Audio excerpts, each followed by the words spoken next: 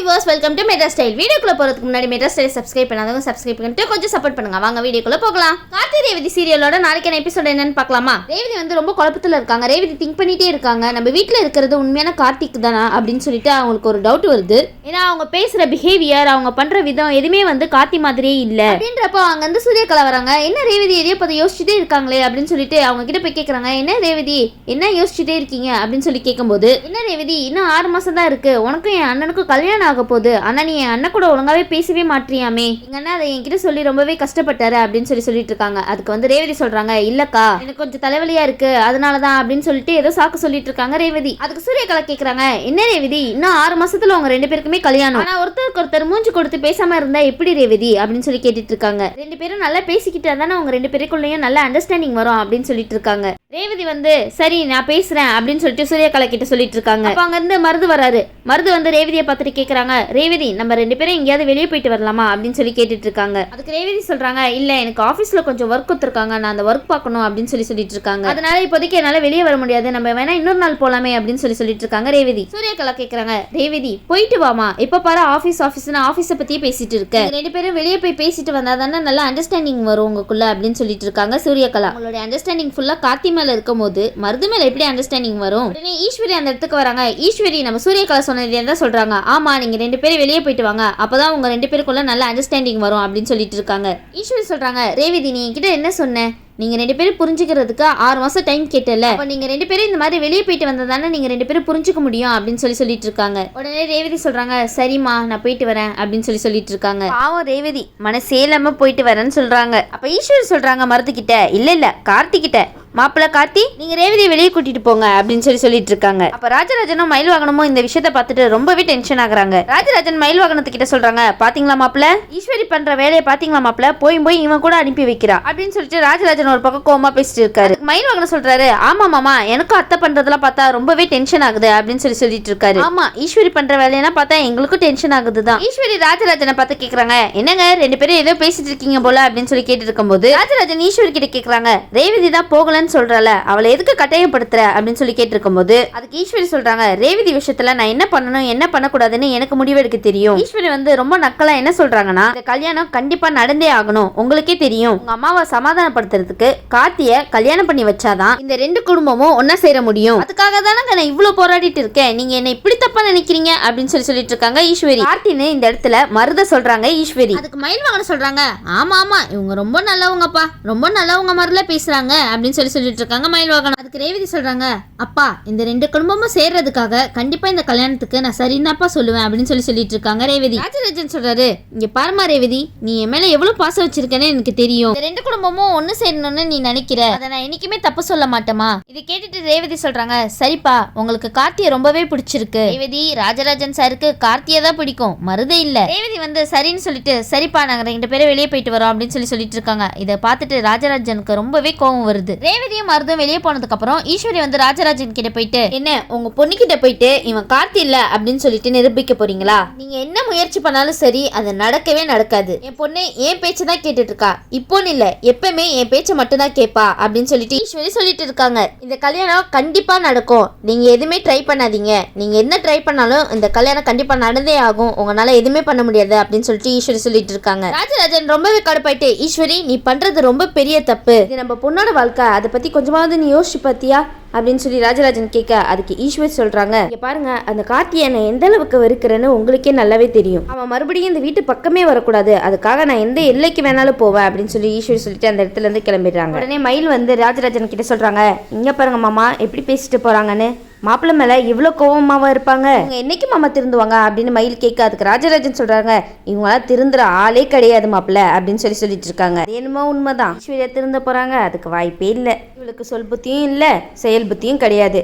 ரேவதிக்கே எல்லாமே ஞாபகம் வந்து உங்க அம்மாவை ஏன் இப்படி பண்ணீங்க அப்படின்னு சொல்லி கேட்டாதான் அவ அடங்குவா, அது வரைக்கும் எதுக்குமே வாய்ப்பு கிடையாது அப்படின்னு சொல்லிட்டு இருக்காங்க ராஜராஜன். இன்னொரு பக்கம் ஈஸ்வரி ரொம்ப காண்டா உட்காந்துருக்காங்க. அதுக்கு சூரியகலா போயிட்டு, என்னச்சு ஏன் இப்படி இருக்கீங்க அப்படின்னு சொல்லி கேட்கும் போது அதுக்கு ஈஸ்வரி சொல்றாங்க, இங்க பத்தி பத்தியா என்னோட புருஷனை எனக்கு சப்போர்ட் பண்ணாம வேற யாருக்கோ சப்போர்ட் பண்ணிட்டு இருக்காங்க. போய் எப்ப பாரு அந்த கார்த்திக்கே சப்போர்ட் பண்ணிட்டு அதை நினைக்கும் போதே ரொம்ப காண்டா இருக்கு. அந்த கார்த்திக் பையனால இந்த குடும்பத்துல எவ்வளவு பிரச்சனை நடந்திருக்கு அதெல்லாம் மறந்துட்டு அவன் மேல கோவப்படாம எப்ப பாரு கார்த்திக்கே சப்போர்ட் பண்ணி பேசிட்டு இருக்காங்க ராஜராஜன் அப்படின்னு சொல்லிட்டு இருக்காங்க ஈஸ்வரி. அவங்க தங்கச்சி பையன் என்ன நல்லா தலையில தூக்கி வச்சுட்டுல ஆடிட்டு இருக்காரு இவரு. சூரியகலா அவங்க சைட்ல இருந்து சொல்றாங்க, என்ன பொறுத்த வரைக்கும் உங்க மேல எந்த தப்புமே இல்லைன்னு தான் சொல்லுவேன். எங்க அண்ணனுக்கும் ரேவதிக்கும் கல்யாணம் நடக்க போகுது. அவங்க 2 பேருமே இப்ப வெளியே போயிருக்காங்க. கண்டிப்பா ஒருத்தருக்கு ஒருத்தர் நல்லா புரிஞ்சுக்கிட்டு கூடி சீக்கிரம் அவங்க 2 பேருமே சந்தோஷமா தான் வாழ போறாங்க. அதை நீங்க பார்க்க தான் போறீங்க ஆண்டி அப்படின்னு சொல்லிட்டு இருக்காங்க சூரியகலா. அதுக்கு ஈஸ்வர் சொல்றாங்க, கூடி சீக்கிரம் இந்த கல்யாணம் சீக்கிரமா முடிஞ்சா ரொம்பவே நல்லா இருக்கும். மறுபடியும் அந்த கார்த்தி பையன் இந்த வீட்டுக்குள்ள வரதுக்கு நான் அனுமதிக்கவே மாட்டேன். அது என்னைக்குமே நடக்கவும் கூடாது. அதுக்கு வாய்ப்பே கிடையாது அப்படின்னு சொல்லிட்டு ஈஸ்வரியும் சூரியகலாவும் பேசிட்டு இருக்காங்க. சரின்னு சொல்லிட்டு ரேவதியும் மருது கோயிலுக்கு போறாங்க. அங்க உள்ளவங்க எல்லாருமே ரேவதியை பார்த்துட்டு இருக்காங்க. அங்க உள்ளவங்கள பேசிட்டு இருக்காங்க, இந்த பொண்ணுக்கு கார்த்தியோட தானே கல்யாணம் ஆச்சு, ஆனா இந்த பொண்ணு வேற யாரு கூடயும் வந்துட்டு இருக்கே அப்படின்னு சொல்லிட்டு அங்க உள்ளவங்கள பேசிட்டு இருக்காங்க. சரின்னு சொல்லிட்டு அவங்க கிட்டே போய் கேட்டுலானே. அவங்க எல்லாரும் போய் கேக்குறாங்க, என்ன மேடம் நீங்க மட்டும் தனியா வந்திருக்கீங்க, கார்த்தி சார் வரலையா அப்படின்னு சொல்லி கேக்குறாங்க. உங்க பக்கத்துல இருக்காரு இவர் யாரு அப்படின்னு சொல்லி கேட்க அதுக்கு ரேவதி சொல்றாங்க, உங்களுக்கு இவங்க யாருன்னு தெரியலையா, இவங்க தான் கார்த்தி அப்படின்னு சொல்றாங்க. அப்போ அங்க உள்ள எல்லாருமே சிரிக்கிறாங்க. என்னம்மா இவரை போய் கார்த்தின்னு சொல்லிட்டு இருக்க, எங்களுக்கு கார்த்தி தம்பியை தெரியாதா என்ன, என்னம்மா சொல்ற, இவரை கார்த்தி இவரை போய் கார்த்தின்னு சொல்லிட்டு இருக்க அப்படின்னு சொல்லிட்டு அங்க உள்ளவங்களாம் சிரிக்க ஆரம்பிச்சுட்டாங்க. ரேவதிக்கு ஒண்ணுமே புரியல. ரேவதி கேக்குறாங்க, என்ன சொல்லிட்டு இருக்கீங்க, இவர் தான் கார்த்தி அப்படின்னு சொல்லும்போது அவங்களாம் சொல்றாங்க, என்னம்மா கிண்டல் பண்ணிட்டு இருக்கியா. கேட்டதும் ரேவதிக்கு சுத்தமா எதுவுமே புரியாம குழப்பத்திலே நிக்கிறாங்க. என்ன இவங்களை கார்த்தின்னு சொன்னதுக்கு அப்புறம் எல்லாரும் சிரிச்சிட்டு இவங்க கார்த்தி இல்லைன்னு சொல்லிட்டு இருக்காங்களே, என்ன நடக்குதுங்க அப்படின்னு சொல்லிட்டு ரேவதி ரொம்பவே குழப்பமா போய் நின்றுட்டு இருக்காங்க. உடனே மருந்து சும்மா இல்லாம அவங்கள பார்த்துட்டு, இங்க பாருங்க நான் தான் கார்த்தி, உங்களுக்கு எதுவும் தெரியல அப்படின்னு சொல்லிட்டு ரேவதி கிட்ட, வா ரேவதி நம்ம இங்க இருந்து போகலாம், இவங்க பாட்டுக்கு சும்மா ஏதாவது குழப்பிட்டு இருப்பாங்க, நீ வா அப்படின்னு சொல்லிட்டு ரேவதியை கூட்டிட்டு போறாங்க. ரேவதிக்கு சந்தேகம் வர ஆரம்பிச்சிருச்சு, என்ன இவங்க யாருமே கார்த்தி இல்லைன்னு சொல்லிட்டு இருக்காங்க, அப்ப இவரு கார்த்தி இல்லைன்னா வேற யாருதான் கார்த்தி அப்படின்னு சந்தேகம் வருது ரேவதிக்கு. ரேவதி நீங்க சந்தேகப்படுறது என்னவோ கரெக்ட் தான், ஃபர்ஸ்ட் அதை கண்டுபிடிங்க. உடனே மருந்து கோவில்ல கொஞ்ச நேரம் கூட இருக்காம ரேவதிய உடனே இழுத்துட்டு வந்துடுறாங்க வீட்டுக்கு. இன்னும் கொஞ்ச நேரம் விட்டா கார்த்தி யாருன்னு அவங்களே சொல்லிடுவாங்கல்ல, அதனால மருந்துக்கு கொஞ்சம் பயம், அதனாலதான் இப்படி பண்ணிட்டு இருக்காரு. ஒரு பக்கம் ஈஸ்வரி சூர்யாக்கலா வேற நீங்க ஒருத்தருக்கு ஒருத்தர் நல்லா பேசி புரிஞ்சுப்பீங்கன்னு வேற நினைச்சிட்டு இருக்காங்க. பாவம் உங்க நினைப்புல அடிக்கடி மண்ணவாரி வேற போடுறீங்களே, இதெல்லாம் நியாயமா. ஈஸ்வரி கேக்குறாங்க, என்ன இப்பதானே வெளியே போனாங்க அதுக்குள்ள திரும்பி வந்துட்டாங்க அப்படின்னு சொல்லி நினைச்சிட்டு இருக்கும்போது சூர்யாக்கலா உடனே போய் மருந்து கிட்ட கேக்குறாங்க, என்ன சின்ன இப்பதானே வெளியே போனேன் அதுக்குள்ள இதுக்கு வீட்டுக்கு வந்திருக்க அப்படின்னு சொல்லி கேட்கும்போது ஈஸ்வரி கேக்குறாங்க ரேவதி கிட்ட, என்னாச்சுமா இவ்வளவு சீக்கிரம் வந்துட்டீங்க அப்படின்னு சொல்லி கேட்கும்போது, இல்லம்மா நாங்க கோவில் போயிருந்தோம்ல, அங்க ஒருத்தர் வந்துட்டு, என்னம்மா நீ மட்டும் தனியா வர, கார்த்தி வரலையா அப்படின்னு கேக்குறாங்க. நான் சொன்னேன் இவர் தான் கார்த்தி அப்படின்னு சொல்லும் போது அவங்க கேக்குறாங்க, என்ன இவர் கார்த்தியா, கார்த்தி யாருன்னு எங்களுக்கு தெரியாதா அப்படின்னு சொல்லி கேக்குறாங்கம்மா, அதனால நாங்க உடனே வீட்டுக்கு வந்துட்டோம் அப்படின்னு சொல்லிட்டு இருக்காங்க ரேவதி. உடனே ஈஸ்வரிக்கு தூக்கி வாரி போயிடுச்சு, என்னடா வீட்டுல இருக்கிற குழப்பம் பத்தாதுன்னு வெளியே போய் கூடுமா. ஈஸ்வரி வந்து கேக்குறாங்க, எந்த கோவிலுக்குமா போனீங்க அப்படின்னு சொல்லி கேட்கும்போது ரேவதி சொல்றாங்க, நாங்க வந்து பக்கத்தூர் கோவிலுக்குலாம் போலாமா, இங்க உள்ள கோவிலுக்கு தாமா போயிட்டு வந்தோம், ஏன் அவ்வளவு தூரம் எல்லாம் போயிட்டு இங்க இருக்கிற கோவிலுக்கே போயிட்டு வரலாமே அப்படின்னு சொல்லிட்டு தாமா போயிட்டு வந்தோம் அப்படின்னு சொல்றாங்க ரேவதி. ஈஸ்வரி உடனே கோவப்பட்டு கத்துறாங்க, நான் உங்களை பக்கத்தூர் கோவிலுக்கு தானே போயிட்டு வர சொன்னேன், உங்களை யார் இங்க போக சொன்னது அப்படின்னு சொல்லி கத்திட்டு இருக்காங்க. அடுத்து சொல்றாரு, இல்ல நான் பக்கத்தூர் கோவிலுக்கு போகலாம் தான் சொன்னேன், இவங்க தான் வந்து இங்கே போயிட்டு வரலாம் அப்படின்னு சொன்னாங்க அப்படின்னு சொல்றாரு. ஈஸ்வரி உடனே மாத்தி பேசுறதுல ஜகஜால கில்லாடியாச்சே. உடனே ரேவதி கிட்ட, சரி விடுங்க, இங்க பாருமா ரேவதி, அவங்களாம் முன்ன பின்ன கார்த்திய பாத்துருக்க மாட்டாங்கம்மா, அதனால தெரியாம சொல்லியிருப்பாங்க. அதுக்கு ரேவதி சொல்றாங்க, அம்மா இங்க பாருங்க, இந்த ஊர்ல கார்த்தியே தெரியாதவங்க யாருமே கிடையாது, எல்லாருக்குமே கார்த்தினா யாருன்னு தெரியும், ஆனா எல்லாரும் இவரை பார்த்துட்டு கார்த்தியான்னு கேக்குறாங்க, எனக்கு என்னமோ சந்தேகமா இருக்குமா. இதை கேட்டதும் ஈஸ்வரிக்கு என்ன செய்யறதுன்னே தெரியல. பாருமா ரேவதி, அவங்களாம் இப்படி சொல்றதுக்காக நீ மாப்பிள்ளை மேலேயே சந்தேகப்படுவியா, மாப்பிள்ளை ரொம்பவே தங்கமானவர், அவர் மேல இப்படி எல்லாம் சந்தேகப்படக்கூடாதுமா அப்படின்னு சொல்லிட்டு இருக்க அதுக்கு மருது அவர் சைட்ல இருந்து சில பல நம்பிக்கையை தராங்க ரேவதிக்கு. ஆமா ரேவதி, நான் தான் கார்த்தி, நீ என்ன நம்பு, அவங்க எல்லாம் எது தெரியாம பேசுறாங்க, அவங்க சொல்றதுக்காக நீ என் மேல சந்தேகப்படலாமா. போலி கார்த்தி சூப்பராவே பெர்ஃபார்மன்ஸ் பண்றாரு. ரேவதி மனசே இல்லாம சரி சாரி மன்னிச்சிடுங்க அப்படின்னு சொல்லிட்டு இருக்காங்க. ரேவதி நீங்க மன்னிப்பு கேட்கணும்னு அவசியமே கிடையாது, அவர் உண்மையான கார்த்திகே கிடையாது, பொய்யான கார்த்திக் தான். மயில் வாங்கணும் அங்க இருந்து இந்த விஷயத்தெல்லாம் பார்த்துட்டு இருக்காரு. சரி சூப்பர். ரேவதிக்கு மருது மேல சந்தேகம் வந்துடுச்சு, நம்ம இந்த சந்தேகத்தை இன்னும் பெருசுபடுத்தினா ரேவதிக்கே எல்லாமே புரிஞ்சிடும், இவன் உண்மையான கார்த்தியே கிடையாது, பொய்யான கார்த்தி தான். மயில் சொல்றாரு, ரேவதிக்கு மட்டும் உண்மையான கார்த்தி யாருன்னு தெரிஞ்சிச்சுன்னா இந்த மருதுக்கு இந்த வீட்டுல எந்த வித வேலையுமே கிடையாது, அவனை இந்த வீட்டுல இருந்து துரத்தி அடிக்க வேண்டியதுதான் நம்மளோட வேலையே. உடனே ராஜராஜன், ஆமா மாப்பிள்ள நீங்க சொல்றது சரிதான், உண்மையான கார்த்தி யாருன்னு ரேவதிக்கு தெரிஞ்சிருச்சுன்னா நம்மளோட வேலை ஈஸியாவே முடிஞ்சிடும், அதுக்கப்புறம் இந்த வீட்டுல எந்த பிரச்சனையுமே இருக்காது அப்படின்னு சொல்லிட்டு இருக்காரு ராஜராஜன். சொல்றாரு, இப்ப நம்மளோட வேலை என்னன்னு தெரியுமா, மாப்பிள்ளையோட போட்டோவை கட் அவுட் அடிச்சு விதி வச்சோம்னா உண்மையான கார்த்தி யாருன்னு ரேவதிக்கு தானாவே தெரிய வந்துடும். ராஜராஜன் சொல்றாரு, சூப்பர் மாப்பிள்ள, உங்களுக்கு மட்டும் எப்படிதான் இந்த மாதிரி ஐடியாலாம் தோணுதோ போங்க அப்படின்னு சொல்லிட்டு இருக்காங்க. யாரு, மயில் வாகனம் மாப்பிள்ளையாச்சே. கார்த்தி ஒரு பக்கம் சூப்பர் மாஸ் மாப்பிள்ளனா மயில் வாகனம் அதை விட சூப்பர் மாஸ்ல. மயில் வாகனம் இந்த விஷயம் விஷயத்த கொஞ்சம் கூட ஆற போடாம உடனே போயிட்டு கட் அவுட் அடிச்சுட்டு வந்துடுறாங்க. கட் அவுட் அடிச்சு ஈஸ்வரி வாசலுக்கு நேராவே வச்சிடுறாங்க. இந்த மாதிரி கார்த்தி வந்து ஊருக்கு ரொம்ப நல்லது பண்ணிருக்காங்க அப்படின்னு சொல்லிட்டு பெரிய கட் அவுட்டா வந்து வைக்கிறாங்க. நைட்டா மயில் வாகனம் கட் அவுட் அடிச்சுட்டா இருப்பா. ரேவதி அடுத்த நாள் ஆபீஸ் போறதுக்காக கிளம்பி வெளியே வராங்க. அப்ப அந்த கட் அவுட்டை பார்த்துட்டு ஒரே அதிர்ச்சி தான். ரேவதிக்கு அதை பார்த்துட்டு பெரிய ஷாக்னே சொல்லலாம். உடனே அம்மா அம்மான்னு சத்தம் போட்டுட்டு இருக்காங்க. ஈஸ்வரி அங்க இருந்து பதறி அடிச்சுட்டு ஓடி வராங்க. ஏன் இப்படி கத்திட்டு இருக்கா அப்படின்னு சொல்லிட்டு, எங்க இருக்கீங்க சீக்கிரம் வாங்க அப்படின்னு ரேவதி கத்த, அதுக்கு ஈஸ்வரி வந்து என்னாச்சுமா ஏன் இப்படி கத்துற அப்படின்னு சொல்லி கேக்குறாங்க. ரேவதி ஏதாவது பிரச்சனையா என்னாச்சுமா சொல்லுமா ஏன் இப்படி கத்திட்டு இருக்க அப்படின்னு சொல்லி கேட்க, அதுக்கு ரேவதி சொல்றாங்க